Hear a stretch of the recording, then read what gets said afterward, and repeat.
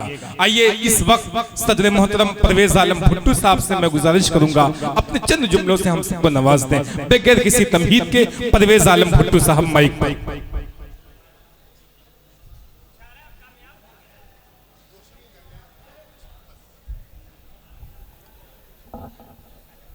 सभी को सलाम पेश करते हुए, ये कोई तकरीर का महफिल नहीं है। मैं समझता हूँ आपकी परेशानी भी शबनम चांदनी साहिबा ने जो हलचल मचाई है, यकीनन मैं उसका ख्याल रखते हुए अपनी चंद बातें आज के इस खूबसूरत शाम डॉक्टर तारिक शेख साहब ने जिन लोगों की मौजूदगी में सजाया है, सबसे पहले तो मैं इस जश्न आज़ादी के लिए और इस कामयाब कवि सम्मेलन मुशायरे के लिए उनके इस खूबसूरत इंतजाम और तमाम तरह के लोगों को इकट्ठा करने के लिए मुबारकबाद पेश करता हूं।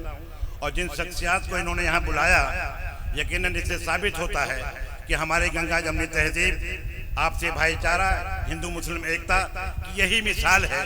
और ये महफिलें इसीलिए सजाई जाती हैं ताकि हम अदब के महफिल में आकर कुछ अदब लोगों के बीच बैठ करके हम अपने सामाजिक ताना बाना को भी ठीक कर सकें। इनसे हमें बहुत कुछ सीख मिलती है। ये कवि और शायर यहाँ बहुत दूर से सफ़र करके आए हैं। मैं यकीनन इनको इस्तकबाल करता हूँ, मुबारकबाद देता हूँ, जिन अपने कलामों से आपने हम तमाम लोगों को ये एहसास कराया कि समाज की बीमारी क्या है और इसका इलाज क्या है। जो मैं समझ पाया हूँ कि हमारे आपसे भाईचारा, यहाँ जो समारोह साबिक चेयरमैन, एक खूबसूरत इंसान और एक नेक इंसान जो हर प्रोग्राम में, हर सामाजिक प्रोग्राम में बढ़ चढ़ के हिस्सा लेते हैं, इस बात की गवाही है हम सब लोगों के लिए। मिसाल है कि प्रदीप जायसवाल साहब हों, हमारे सरपंच डॉक्टर हाफिज शाह साहब पूर्व विधायक, और यहाँ तमाम ऐसे डॉक्टर्स बैठे हैं। मैं शाहिद खान साहब सूरापुर से तशरीफ लाए हैं।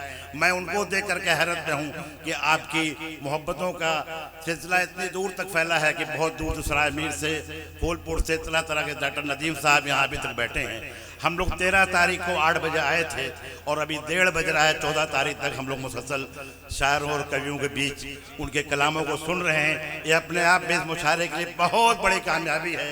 मैं इसके लिए इस मुशायरे के ऑर्गेनाइजिंग कमेटी को और सिटी नर्सिंग होम और जो memorial trust, Sheikh Badruddin memorial trust, जो इन्होंने एक सिलसिला शुरू किया है डॉक्टर साहब ने, वो काबिल तारीफ है। और मैं इनके लिए चंद बातें, जब इतने शायरों ने इतना कुछ सुनाया है, मैं शायर तो नहीं हूँ, लेकिन ऐसा इन्होंने मजबूर किया है अपने सारे इंतजाम से सारे लोगों को इकट्ठा करके, मुझे कहने पे मजबूर हूँ कि प्रदीप जायसवाल साहब और तारिक साहब के लिए कि चमन के हर फूल तुझे गुलाब कहते हैं, हमें नहीं सभी तुझे लाजवाब कहते हैं। क्या कहने के साथ मैं हिंदी उर्दू की जो मिलन है यहाँ पर, उसके लिए सिर्फ एक बात कहूँगा। मैं इतना बड़ा शायर और कवि के बीच कहने की हिम्मत तो नहीं हो रही है, लेकिन मेरे जहन में एक बात आई, यहाँ शेरवानी साहब जैसे दिग्गज निजामत करने वाले बैठे हों, लेकिन कहना जरूरी हो जाता है। हिंदी और उर्दू में फ़र्क है इतना, हम देखते हैं ख्वाब और देखते हैं। क्या कहने, वाह। इन्हीं चंद बातों के साथ मैं आपसे गुजारिश करूंगा कि अभी हमारे बीच बहुत सारे नामोर शोरा और शायरा बैठी हैं, कवित्री लोग बैठी हैं, उनको सुन करके आप जाइएगा। आपने रात खराब की है, एक दिन पूरा गुजारा है, तो मैं उम्मीद करता हूं कि थोड़ा देर और आप बर्दाश्त करेंगे। इस नन्हे बच्चे ने जो वतन के ऊपर जो एक इंग्लिश में स्पीच कही है, मैं उसको भी हौसले मुबारकबाद देता हूँ। ये लड़का आगे चल के हमारे वतन की अगुवाई करे, लीडर बने और एक साफ सुथरे समाज को मुकाम पे ले जाए। इन्हीं दुआओं के साथ आप सबका बहुत बहुत शुक्रिया, आपने मुझे मौका दिया, इतनी इज्जत बख्शी आपने सभी का, और डॉक्टर तारिक शेख साहब का खास तौर से शुक्रिया अदा करते हुए अपनी बात को ख़त्म करता हूँ। जय हिंद, जय भारत, अल्लाह हाफ़िज़। सामीन कराम, अभी परवेज आलम भुट्टो साहब अपने खिताब से, अपनी बातों से आपको नवाज रहे थे।